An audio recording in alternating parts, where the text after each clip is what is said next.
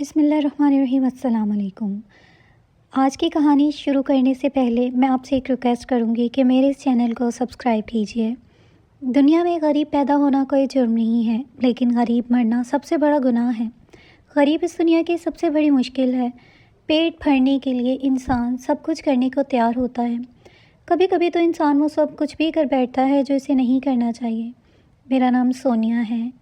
میرے رشتے بھی ایک ایسے ہی غریب خاندان سے ہے جہاں ایک وقت کی روٹی بھی بڑی مشکل سے نصیب ہوتی تھی۔ ہم سب 5 بہن بھائی تھے اور میں سب سے بڑی تھی۔ میرے والد مزدور تھے، سامان اٹھانے کا کام کرتے تھے، اور میری والدہ لوگوں کے گھروں میں جھاڑو پونچھا کرتی تھیں۔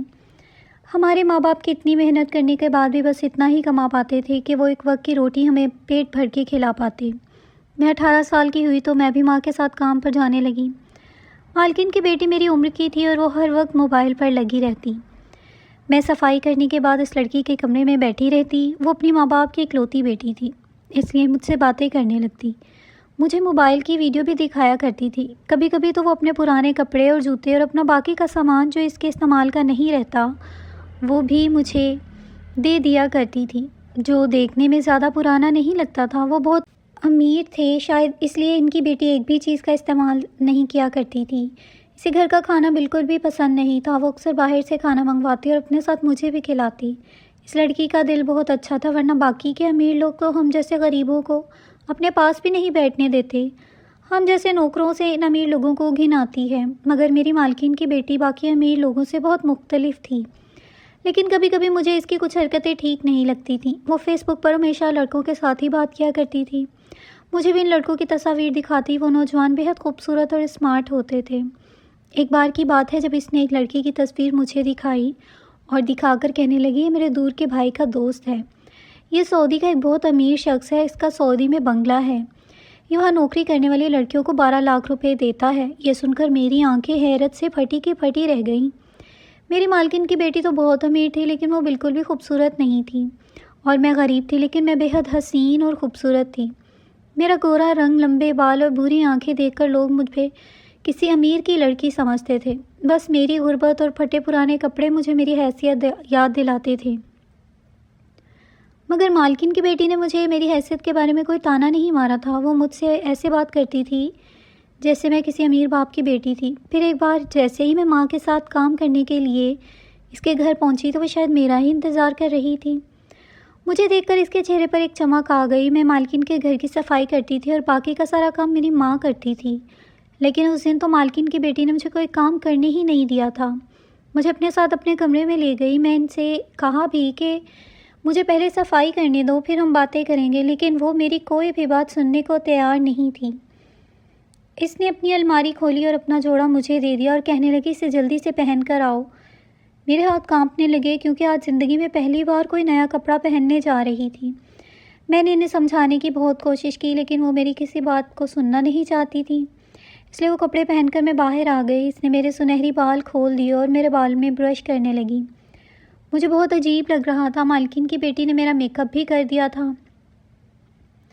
پھر وہ میری تصویر کھینچنے لگی۔ مجھے بات ابھی تک سمجھ میں نہیں آئی تھی کہ وہ میری تصویر اپنے موبائل پر کیوں لے رہی تھی۔ میں نے ان سے پوچھا تو کہنے لگی کہ تمہیں اپنے حسن کی قیمت کا اندازہ نہیں ہے۔ یہ کہتے ہوئے ان کی آنکھوں میں عجیب سی چمک تھی۔ مجھے ان کی یہ بات کچھ سمجھ نہیں لگ رہی تھی۔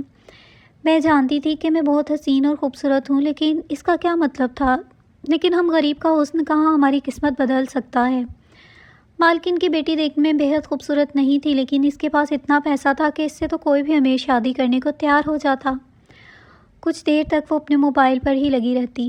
پھر اس نے اپنے موبائل میری طرف کر دیا اور کہنے لگی، یہ دیکھو، تمہاری تصویر پر تھوڑی ہی دیر میں اتنے سارے لائک اور کمنٹس آ گئے ہیں۔ میں نے دیکھا تو میری تصویر فیس بک کی پوسٹ پر لگی ہوئی تھی، لیکن اس وقت مجھے یہ معلوم نہیں تھا کہ فیس بک پر اپنی تصویر ڈالنا بری بات ہے۔ وہ مجھے کہنے لگی، ایک لڑکا ہے جو بہت زیادہ امیر ہے، اس نے ایک اولڈ ہوم کھول رکھا ہے، اسے وہاں کام کے لیے ایک لڑکی چاہیے جسے وہ 1 مہینے میں 12 لاکھ دے گا اور ویزا ٹکٹ بھی خود ہی دے گا، لیکن اسے لڑکی خوبصورت چاہیے اور اسے تم پسند آ گئی ہو۔ میں سن کر بہت خوش ہو گئی تھی۔ مہینے میں 12 لاکھ سے تو میرے گھر کے حالات بہت ہی بہتر ہو سکتے تھے۔ اتنا پیسہ تو میرے والدین پوری زندگی آرام سے کھا سکتے ہیں۔ میں نے یہی بات اپنی ماں کو گھر جا کر بتائی تو وہ مجھے حیرت سے دیکھنے لگی۔ اور کہنے لگی کہ ایک اکیلی لڑکی کو ہم دوسرے ملک میں کیسے بھیج سکتے ہیں، پتہ نہیں وہ آدمی جھوٹ بول رہا ہے یا سچ۔ میں نے اپنی ماں کو کہا کہ مالکن کی بیٹی سے بہت اچھی طرح جانتی ہے۔ میری ماں سوچ میں پڑ گئی۔ میں نے کہا ماں، کیا ہم لوگ ہمیشہ غریب کی زندگی گزاریں گے؟ اگر مجھے موقع مل رہا ہے تو کیوں نہ اس کا فائدہ اٹھایا جائے کہ وہاں پر مجھ جیسی اور بھی لڑکیاں کام کرتی ہیں، وہ سب کو مہینے کے 12 لاکھ دیتا ہے۔ جب سے میں نے ماں کو یہ بات بتائی تھی، ماں پریشان تھی، میرے والدین بھی نہیں مان رہے تھے۔ شاید میری قسمت میں کچھ اور ہی لکھا تھا۔ کچھ دن بعد مجھے مالکن کی بیٹی نے اپنا پرانا موبائل دے دیا اور کہنے لگی کہ میں نیا موبائل خرید لیا ہے، اسے تم اپنے پاس رکھ لو۔ پھر وہ مجھ سے کہنے لگی اگر تمہارے گھر والے مان جائیں تو اس لڑکے کے پاس چلی جاؤ، تمہارے دن بدل جائیں گے۔ انہوں نے مجھ سے کہا کہ اس نے میرے نام سے اس فون میں میرے لیے فیس بک آئی ڈی بنا دی ہے۔ میں گھر پر بھی اب وہ موبائل استعمال کرنے لگی اور ایک بار مجھے اس لڑکے کا میسیج آیا کہ آپ بہت خوبصورت تھے۔ مجھے ایک ایسی ہی لڑکی کی تلاش ہے جو آپ کی طرح خوبصورت ہو۔ میں ایک اولڈ ہوم چلاتا ہوں، وہاں بوڑھے لوگ آتے ہیں۔ اگر آپ وہاں کام کریں گی تو آپ کو مہینے کے 12 لاکھ روپے ملیں گے۔ میرا تو یہی دل کر رہا تھا کہ میں وہاں کام کر لوں، لیکن میرے ماں باپ نہیں مان رہے تھے کہ وہاں دوسرے ملک میں کیا ہو رہا ہے کیا نہیں، یہ پتہ نہیں چل پاتا۔ لیکن ایک دن میرے والد کا ایکسیڈنٹ ہو گیا، ان کی ٹانگ پر پلاسٹر چڑھ گیا۔ ماں بے حد پریشان ہو گئی تھی، صرف ماں کے پیسوں سے گھر چلانا بہت مشکل ہوتا جا رہا تھا۔ والد کے علاج بھی کروانا تھا، اس لیے بہت سارے پیسوں کی ضرورت تھی۔ میں نے ماں سے کہا مجھے سعودیہ جانے دو، میں وہاں سے آپ لوگوں کے لیے پیسے بھیجتی رہوں گی۔ مجھے بھیجنا میرے ماں باپ کی مجبوری تھی۔ میں نے اس لڑکے کو ہاں کہہ دی تھی۔ مالکن نے میری ماں سے کہا کہ وہ اسے اچھے سے جانتے ہیں، وہ بہت ہی شریف اور ایک اچھا انسان ہے۔ مالکن نے مجھ سے کہا کہ بینک میں اپنا اکاؤنٹ کھول لو، اور میں نے بھی ان کی بات مان کر اکاؤنٹ کھول لیا۔ تو اس لڑکے نے میرے اکاؤنٹ میں ایڈوانس کے طور پر 1 لاکھ یعنی میری آدھی تنخواہ اکاؤنٹ میں جمع کروا دی اور کہنے لگا باقی آدھی تنخواہ وہاں پہنچنے پر مجھے مل جائے گی۔ وہ کہنے لگا کہ پیسے اپنے گھر والوں کو دے دو، کل ایک آدمی آئے گا اور اسے تم اپنا شناختی کارڈ دستاویز دینا، باقی سب کچھ یہاں خود میں کر لوں گا۔ میں نے ایسا ہی کیا اور چند دنوں میں میرا ٹکٹ اور ویزا مجھے مل گیا تھا۔ میں سعودی عرب کے ایک شہر میں پہنچ گئی تھی۔ مجھے وہاں لڑکا ہی لینے آیا تھا، لیکن وہ مجھے ایک فلیٹ میں لے گیا جہاں 2 کمرے تھے، لیکن وہ فلیٹ بالکل ہی خالی تھا۔ وہاں میرے علاوہ کوئی اور لڑکی نہیں تھی۔ مجھ سے کہنے لگا کچھ دنوں مجھے یہی رہنا پڑے گا، پھر مجھے اولڈ ایج ہوم لے جائے گا اور نوکری دلوا دے گا۔ مجھے یہ سب کچھ ٹھیک نہیں لگا تھا۔ وہ مجھے رات کے لیے کھانا دے کر واپس چلا گیا۔ میں کھانا کھا کر سو گئی تھی۔ اگلے دن وہ فلیٹ پر آیا اور کھانے کے بعد مجھے ایک گلاس دے دیا اور کہنے لگا یہ یہاں کا ایک قسم کا شربت ہے، اسے ایک طاقت کا شربت سمجھ کر پی لو، یہ شہر میں بہت زیادہ مشہور ہے، اسے پیتے ہی انسان میں طاقت آ جاتی ہے، چلو پی کر بتاؤ کہ یہ کیسا ہے۔ میں نے گلاس ہاتھ میں پکڑا، لیکن ایک گھونٹ پیتے ہی مجھے بہت عجیب سا لگا۔ میں نے کہا مجھے نہیں پسند، میں نے گلاس وہیں ٹیبل پر رکھ دی۔ لیکن وہ لڑکا کہنے لگا کہ یہی تو اس کی خاص بات ہے، پہلے آپ کو برا لگتا ہے لیکن جیسے جیسے پیتے جاؤ پسند بنتا ہی جاتا ہے۔ میرے ہاتھ سے گلاس لے کر اس نے زبردستی میرے منہ پر لگایا اور پھر بولا چلو جلدی سے ختم کرو۔ میرے ہونٹوں سے گلاس اس نے تب تک نہیں ہٹایا جب تک کہ وہ پورا خالی نہیں ہو گیا، لیکن اس شربت کو پیتے ہی طاقت ہونے کے بجائے میں تو بے ہوش ہوتی چلی گئی تھی۔ مجھے چکر آنے لگے تھے، میں کھڑی بھی نہیں ہو پا رہی تھی میں اپنے کمرے میں جا سکوں، لیکن چکر کھا کر وہیں صوفے پر گر گئی۔ میں چاہ کر بھی ہوش میں نہیں آ پا رہی تھی۔ بہت ہی جلد میں نیند میں چلی گئی تھی، لیکن حیرت کا جھٹکا مجھے اس وقت لگا جب صبح میری آنکھ کھلی تو میں اپنے کمرے میں بستر پر لیٹی ہوئی تھی۔ میرے سر میں بہت تیز درد ہو رہا تھا، نہ جانے میرا وجود کیوں مجھے دھکا سا لگ رہا تھا۔ میں خود کو عجیب سا محسوس کر رہی تھی۔ میرے بال بھی کھلے ہوئے بکھرے ہوئے تھے، جبکہ مجھے یاد ہے میں نے اپنے بالوں کی چوٹی بنائی ہوئی تھی۔ میں کمرے میں اکیلی تھی۔ جب میں نے گھڑی کی طرف دیکھا تو 12 بج گئے تھے۔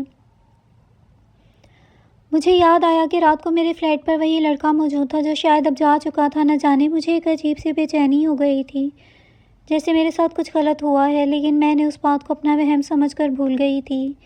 میرا پورا جسم درد سے چور ہو رہا تھا۔ میں نے اپنے لیے ناشتہ بنایا، شاید میرے جسم میں درد تھا، میں نے دوا لے لی، مجھے پھر سے نیند آنے لگی۔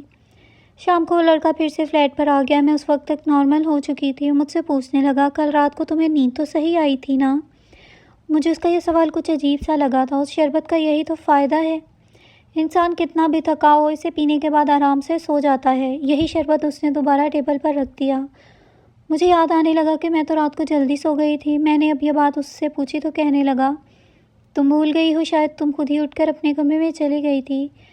دماغ پر زیادہ زور مت ڈالو، یاد آ ہی جائے گا۔ اچھا، میں تمہارے لیے کھانا لے کر آیا ہوں، تمہیں بھوک لگی ہوگی۔ اس نے بات ہی بدل دی تھی۔ کھانے کے بعد میں نے اس سے اپنی نوکری کے بارے میں پوچھا تو وہ کہنے لگا کہ بس 2 دن کی بات ہے، تمہاری نوکری پکی ہو جائے گی، پھر تم دیکھو کیسے چند دنوں میں بہت سارے پیسے کماؤ گی۔ اس کی اس بات پر میں بہت خوش ہو گئی تھی۔ کھاتے وقت وہ مجھے ہی دیکھے جا رہا تھا اور کہنے لگا تمہارے بال بہت حسین ہیں اور تم خوبصورت بھی بہت ہو۔ یہ بات سن کر میں کچھ گھبرا سی گئی تھی۔ پھر وہ ہنسنے لگا اور کہنے لگا کہ یوں ہی مذاق کر رہا تھا، تم تو گھبرانے لگ گئی۔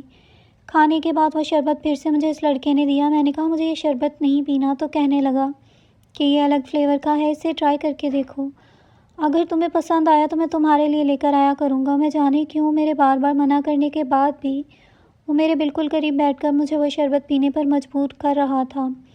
میں یہاں کام کرنے آئی تھی، پیسہ کمانا چاہتی تھی تاکہ میرے گھر کے حالات اچھے ہو جائیں، مگر وہ لڑکا مجھ سے کوئی اور ہی کام کروانے لگا تھا۔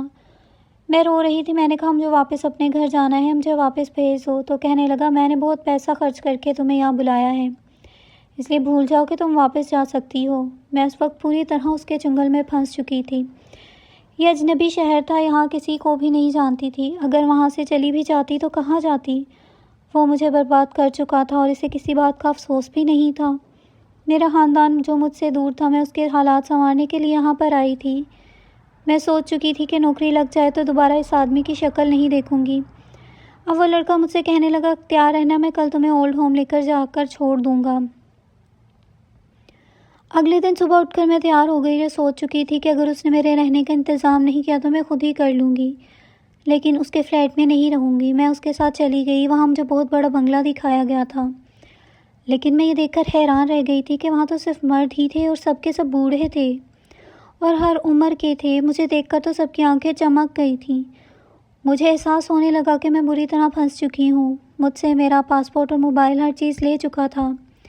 مجھے ایک کمرے میں لے گیا، وہاں 2-3 اور لڑکیاں میری ہی عمر کی تھیں۔ انہیں دیکھ کر تو مجھے کچھ سکون ملا، وہ بھی سب کی سب بہت خوبصورت اور حسین تھیں۔ وہ لڑکا مجھے وہاں چھوڑ کر چلا گیا۔ رات ہوئی تو ایک لڑکی نے مجھے رازداری سے بات بتا دی کہ وہ لڑکا خوبصورت لڑکیوں کو پیسے کے لالچ میں یہاں لاتا ہے اور پھر ان سے غلط کام کرواتا ہے۔ یہ سن کر میں نے وہاں سے بھاگنا چاہا تو اس لڑکی نے بہت غصے میں کہا اگر ہم نے اس کی بات نہیں مانی تو وہ سب کو جان سے مار ڈالے گا۔ ایف بی پر جھوٹ بول کر خوبصورت لڑکیوں کو اپنے جال میں پھنسایا تھا، انہیں نوکری کی لالچ دیتا۔ وہ لڑکیاں بھی اپنی غربت اور مجبوری کے ہاتھوں اس آدمی کی بات مان لیتی تھیں۔ اس بنگلے میں الگ الگ مرد آتے اور اپنی مرضی کی لڑکی کے ساتھ رات گزار لیتی۔ کبھی کبھی ایسا بھی ہوتا کہ کوئی گاہک ہم لڑکیوں کو اپنے ساتھ اپنے گھر بھی لے جاتا اور اگلے دن وہیں چھوڑ جاتے۔ یہ سن کر میں رونے لگی کیونکہ میں بھی ان لڑکیوں کی طرح بری طرح پھنس چکی تھی۔ نہ چاہتے ہوئے بھی مجھے یہ کام کرنا پڑا۔ ایک بار مجھے ایک ایسا آدمی اپنے ساتھ اپنے فلیٹ میں لے گیا۔ میں پچھلے کئی دنوں سے یہ کام کر رہی تھی لیکن اس کام کی عادی نہیں ہوئی تھی۔ میں ہر بار اس گناہ کو کرتے ہوئے روتی تھی۔ میں اپنے پیسے کمانے کے فیصلے پر بہت زیادہ پچھتا رہی تھی، لیکن میرے پاس وہاں سے بھاگنے کا کوئی دوسرا راستہ نہیں تھا۔ وہ آدمی مجھے اپنے کمرے میں لے گیا، پھر میرے پاس آ کر بیٹھ گیا۔ میں پیچھے ہٹ گئی۔ وہ مجھے غور سے دیکھنے لگا۔ میرے کان کے پاس آ کر اس نے مجھ سے پوچھا کہ تمہارے کان میں یہ کیسے چوٹ لگی ہے؟ میں نے اسے روتے ہوئے کہا کہ مجھے اس گناہ سے بہت زیادہ نفرت ہے، لیکن مجھے یہاں زبردستی میری مرضی کے خلاف بھیجا جاتا ہے، اس لیے جب میں یہ گندا کام کرنے سے منع کرتی ہوں تو مجھ پر ظلم کیا جاتا ہے، اس لیے مجھے یہ چوٹ لگ گئی ہے۔ پہلی بار میں نے اپنے لیے ایک آدمی کی آنکھوں میں درد دیکھا تھا۔ میں سخت مسکراہٹ چہرے پر سجا کر بولی کہ ایسا کرو، مجھے کچھ پلا دو کہ میں اس گناہ کو سہنے کی طاقت پا جاؤں۔ میری آنکھوں میں آنسو جھلک رہے تھے۔ اس آدمی نے مجھے کچھ نہیں کہا اور کمرے میں مجھے چھوڑ کر باہر نکل گیا تھا۔ پھر وہ پوری رات میرے کمرے میں نہیں آیا۔ میں اس کا انتظار کرتے کرتے سو چکی تھی۔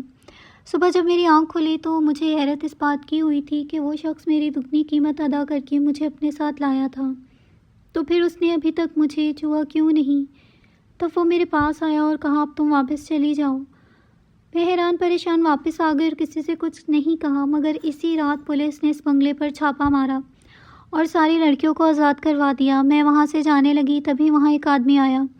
میں اسے غور سے دیکھنے لگی۔ وہ وہی تھا جو مجھے اپنے فلیٹ پر لے گیا تھا، مگر اس نے مجھے بنا چھوئے واپس بھیج دیا۔ میں اس سے وجہ پوچھی تو کہنے لگا کہ میں نے رات کو تمہارے گلے میں لاکٹ ڈال دیا تھا، اس پر کیمرہ لگا ہوا تھا، اس کی وجہ سے ان لوگوں کی ساری رپورٹ مجھ تک پہنچ گئی تھی۔ میرا ایک دوست ہے جو یہاں پولیس میں ہے، اس نے میری مدد کی۔ اب تک اس بنگلے میں پر پولیس کا چھاپا پڑ چکا، اب تم آزاد ہو۔ یہ سن کر مجھے اپنے کانوں پر یقین ہی نہیں ہو رہا تھا، خوشی کے مارے میں رو پڑی تھی۔ اگلے ہی دن مجھے میرا پاسپورٹ مل گیا، جہاز میں ہی اس نے مجھ سے شادی کر لی، میری مرضی پوچھی تھی۔ وہ ایک اچھا انسان تھا اور میرے ماضی کو جانتے ہوئے بھی اس نے میرے ساتھ زندگی گزارنے کا فیصلہ کیا تھا، اس لیے میں نے اسے انکار نہیں کیا۔ میں اپنے گھر آئی اور اپنی ماں کے گلے لگ گئی اور زور زور سے روتی رہی۔ کچھ دنوں کے بعد ہی میری شادی سے ہو گئی۔ آج میں اپنی زندگی میں بہت خوش ہوں، صرف اس انسان کی وجہ سے جس نے سب کچھ جانتے ہوئے بھی مجھے سہارا دیا۔ میں بس آپ سب کو یہی بتانا چاہتی ہوں کہ محنت کریں، جلدی کامیابی حاصل کرنے کے لیے کسی بھی شارٹ کٹ کا راستہ نہ چنیں، کیونکہ ہو سکتا ہے یہ شارٹ کٹ آپ کی زندگی برباد کر دے، اور ایسے لوگوں سے بچ کر رہیں جو دوسروں کو دھوکہ دے کر ان کی زندگی برباد کر دیتے ہیں۔ مزید ایسی اچھی کہانیوں کے لیے میرے اس چینل کو سبسکرائب کیجیے اور اس ویڈیو کو زیادہ سے زیادہ لائک کیجیے۔